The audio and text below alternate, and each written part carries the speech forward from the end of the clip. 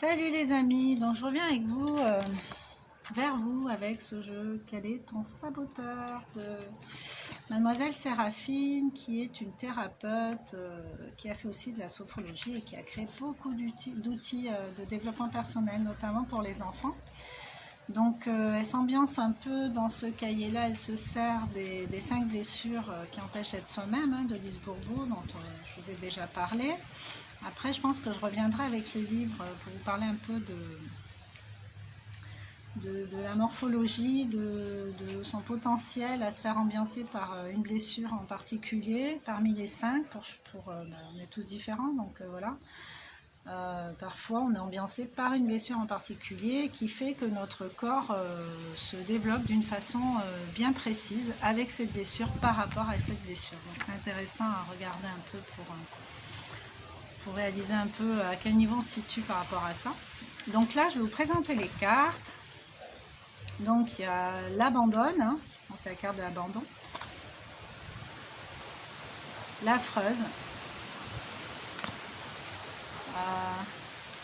le relou, monsieur malade, et si, tonton en avait, ou Patty, on l'appellerait comment, bref. La star, selfie, voilà, rapido. Peut-être quelqu'un qui va aller plus vite que la musique. Bon, en fait, de toute façon, ici, on va en étudier un aujourd'hui, et puis après, on reviendra à d'autres moments pour voir les autres. Aujourd'hui, on va s'intéresser à Binchepa. Alors moi, je le prononce Binchepa, mais en fait, c'est Binchepa. Ah, je sais pas la réponse. Binchepa. D'accord. Donc, Binchepa, on va le trouver là. Donc, Binchepa, en fait, il est associé à le sec. Binchepa et le sec, ce sont les meilleurs amis du monde, a priori. La description de le sec, donc je vous la donne tout de suite. Comme un gâteau, celui qu'on laisse en dernier dans la boîte, car les autres ont meilleur goût que lui. Carré et sec, sans intérêt. Il se couple avec Binchepa. Ok. Binchepa, chic et propre sur lui, un peu d'empoint, d'embonpoint, portant un bonnet lui tombant jusqu'au menton, dans lequel il a coupé 2 trous pour voir le monde. Petite créature à oreilles d'ours, il est le copain de tous et il s'associe bien avec le sec. Ben, je sais pas, hein, je vous remonte la photo de... Ben, je sais pas. Voilà, regardez un peu sa description. Donc, le mode opératoire de le sec.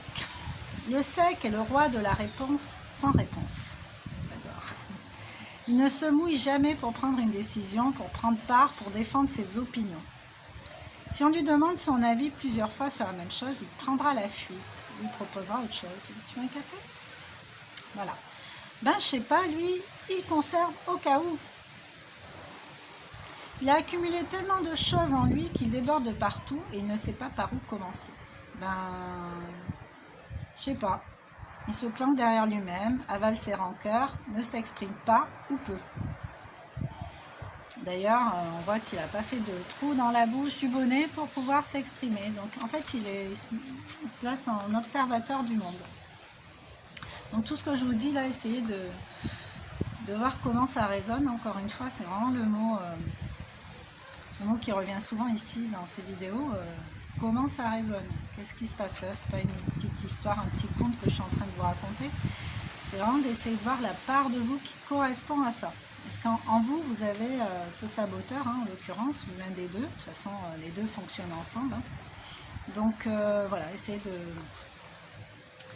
vous rendre compte de ça, mais sans, pareil, sans culpabilité. Hein. C'est juste, ah ok, c'est pour ça que des fois je ressens ça, que ça se passe comme ça. Ok, c'est bien de savoir un peu ce qui nous habite. Donc, leur point commun aux deux. Les deux sont sans consistance, sans avis. Jamais ils ne se mouillent, jamais ils ne donnent leur avis, ils ne font rien, ils restent là.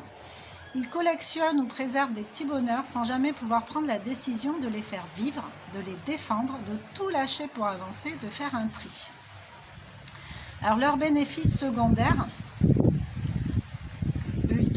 bénéfices à faire ça. Donc, dire non au changement, adopter la politique de l'autruche par peur de déplaire.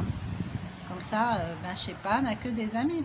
S'il contrarie personne, s'il est toujours au mieux d'accord avec les gens, ou au pire neutre, je sais pas. Bah, du coup, c'est sûr qu'il va pas se faire d'ennemis en fait, puisqu'il va pas confronter ses idées avec celles des autres et il va pas risquer de rentrer en conflit. Donc il gère ses limites pour ne pas se laisser déborder, ce qui permet de ne jamais créer le conflit et de vivre dans un monde des petits bisounours en fait. Donc voilà, donc je vous invite aujourd'hui, je m'invite aussi, hein, moi je vais le faire aussi, à regarder des parts de moi qui se reconnaissent là-dedans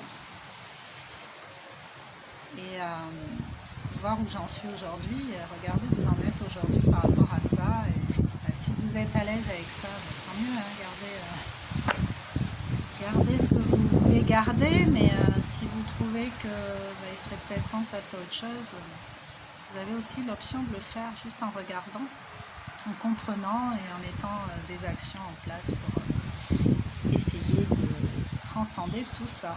Voilà, bon ça s'appelle l'affirmation en fait. Ici on vous invite en fait à vous affirmer davantage. C'est pas parce qu'on n'est pas d'accord avec quelqu'un qu'on va rentrer dans une guérilla sans nom et qu'on va se faire que des ennemis. Non, ça s'appelle s'affirmer. C'est important de s'affirmer, d'affirmer ses idées. Après, si on n'en a pas, ben, tant pis, c'est pas grave. On n'est pas obligé d'avoir un avis sur tout. Moi, je sais que j'aime bien... je peux avoir des avis sur certaines choses, mais des fois, j'aime bien réfléchir parce que j'ai pas réfléchi avant, j'ai pas pensé avant. Et si on me demande quelle est ton opinion, je t'avoue que là, tout de suite, ça me demande une petite réflexion, mais j'ai le droit de faire ça aussi si j'ai envie. Mais pas tout le temps et pas automatiquement en fait. Quand même savoir s'affirmer aussi quand on a des convictions, faut pas faire semblant de ne pas en avoir. Même s'il y a des fortes personnalités en face, justement, c'est là pour nous faire bosser. On risque rien en face des autres en fait. Si on déplaît aux autres, bah, tant pis, c'est eux quoi. J'ai envie de dire, ça leur appartient, c'est leur problème à eux, c'est pas le nôtre en définitive. Et concrètement, c'est ça, quoi. Du moment qu'on reste dans le respect envers les autres, et c'est se respecter aussi que s'affirmer, il n'y a aucun problème en fait, tout roule, tout va bien. On est sur le bon chemin, c'est ça le truc. Voilà, ben, je vous embrasse et je vous dis à très bientôt. Ciao, ciao.